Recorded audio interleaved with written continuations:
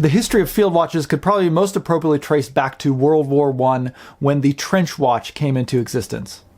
And not just field watches, but pretty much all of men's wristwatches. And today we're taking a look at a watch that is an astoundingly faithful reproduction of those original men's wristwatches. I feel like it almost blurs the line between a museum quality historical replica and a fully featured modern timepiece. But this faithfulness to these original trench watch designs, while being this watch's greatest strength, is also its greatest potential turnoff to people who might be interested in buying it today. Today we're checking out the 1918 Medic from Vario watches.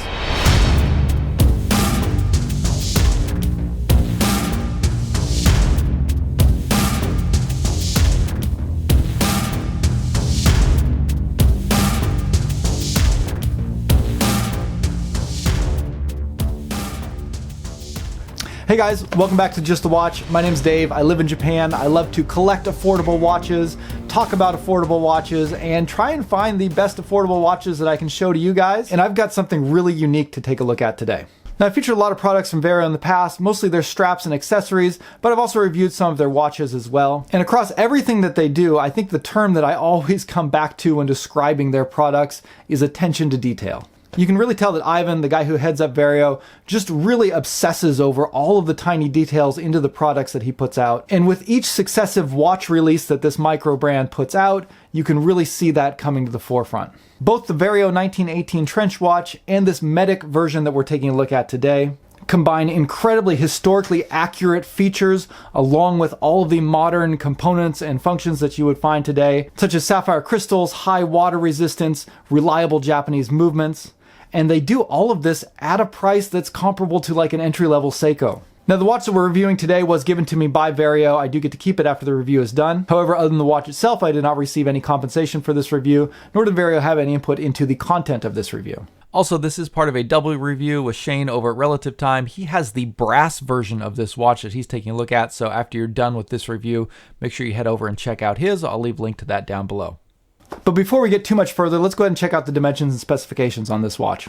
Now, this watch comes in two primary flavors. The 1918 Trench has a 37mm case and a sub-second hand, whereas the Medic has a 40mm case with a pulsometer reading and a large second hand.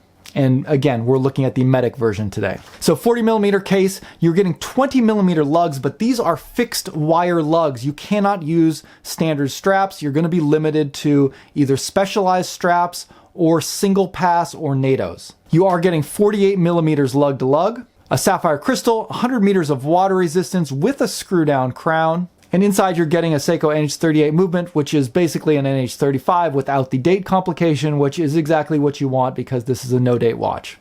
Thickness on this watch, including the dome sapphire crystal, is about 12.5mm. If you're measuring without the crystal, it's about 10mm. Now, looking at this watch, you can immediately pick up on the really vintage vibes of this watch. If you go online and search for images of trench watches, you're going to see watches that look almost exactly like this. Ivan has really done his homework on this, from the enamel dial and those fixed wire lugs, just the overall shape of the case, the font that's used on the lettering and the handset chosen.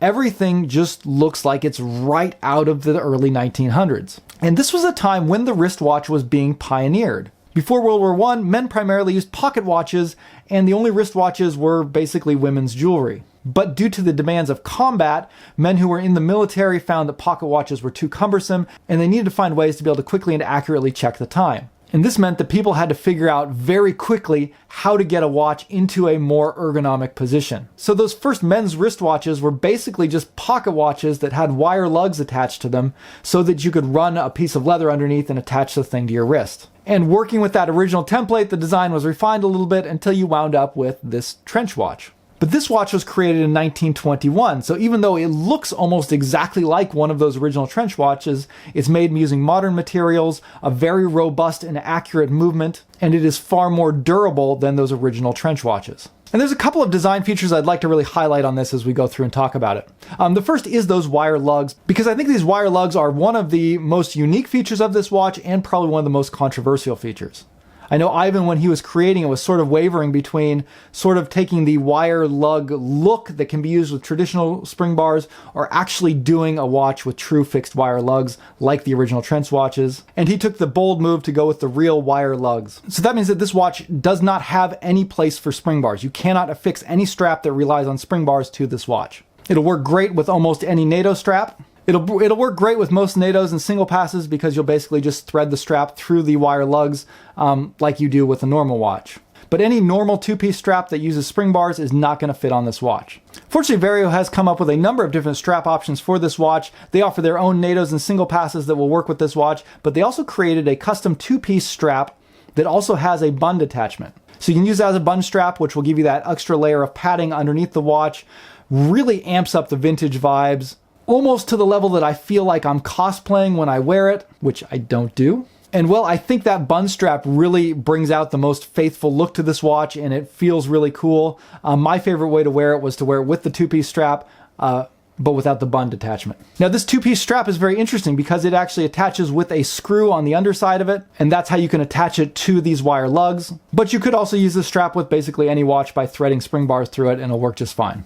The other two options that Vario recommends with this is either a simple single pass leather that they're producing, which gives a very nice, sleek look, or one of their twill NATOs, which I was kind of surprised because that's the furthest removed from this original trench watch feel. It's a very modern looking strap that really kind of contrasts with the incredibly historical and vintage look of the watch itself. But it actually kind of works, and it sort of tones down that historical feel of the watch a little bit, which might be what a lot of people are hoping for. Okay, before we take a look at the rest of the watch, let me just remind you that I am selling this t-shirt that I'm wearing now, as well as a lot of other really cool watch-themed t-shirts on my t-shirt shop. I'll leave a link to that down below in the description. Now, this watch also has some other really cool historical nods to it. One of my favorites was the enamel dial.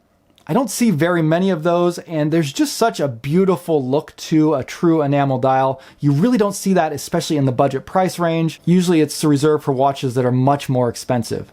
There's just something about the way that the printing and the ink sits on top of that enamel dial and is painted on, and the crispness and the sort of shiny, mildly reflective look of it. On that enamel dial, this being the Medic version, you also have a pulsometer scale in addition to the 12 Arabic hour markers. Now, I feel like this layout looks a little bit imbalanced to me. It kind of makes the actual numbers seem sort of like a little smaller dial inside the watch, but functionally it works really well. And by including that pulsometer on there, it also allows them to add a little bit of color to the dial, and just seeing that red text printed on there, again, on that enamel dial, just looks really cool. And the handset that they've chosen just goes so perfectly with this watch. I love the cathedral style hour hands. I love that crisp black glossy look that they've gone with that just contrasts perfectly against the white dial. It's incredibly legible. And again, attention to detail. If you look at this handset even more closely, you're going to find something really interesting. The length of the hands is perfectly lined up to the dial elements, which is very interesting because this is a dial with a unique set of elements. The hour hand reaches perfectly to the hours. The minute hand reaches to the railroad tracks surrounding the hour markers, but it does not extend all the way to the edge of the watch. Instead, the second hand extends all the way to the edge of the dial because that's where the pulsometer is located. So you use that second hand to read the pulsometer scale. Now, pulsometer scale is a very old complication. It's something you don't really see very often nowadays. Kind of the idea is that this might be a watch that a medic would have worn during World War I, or a doctor in that era shortly after. And basically the way it works is you would look for a person's pulse and wait for the second hand to line up at the 12 o'clock. And then once it does, start counting 30 pulses. And when you get to 30, the second hand will read what that person's heart rate is on the dial. Finishing is simple, but very well done on this watch. You got a case that looks very much like an old pocket watch. It's got a simple bowl-shaped case that's brushed and then a polished bezel with a 4 o'clock onion-style crown. And then again, those fixed wire lugs that look like they've just been attached to the case, which is period accurate for the time. The build quality is also very solid on this watch. It's especially impressive to get a screw-down crown and 100 meters of water resistance on a watch like this. Combined with the sapphire crystal, not only are you getting a watch that is far more durable than the original trench watches from World War I, it's also more durable than a lot of its modern field watch competition.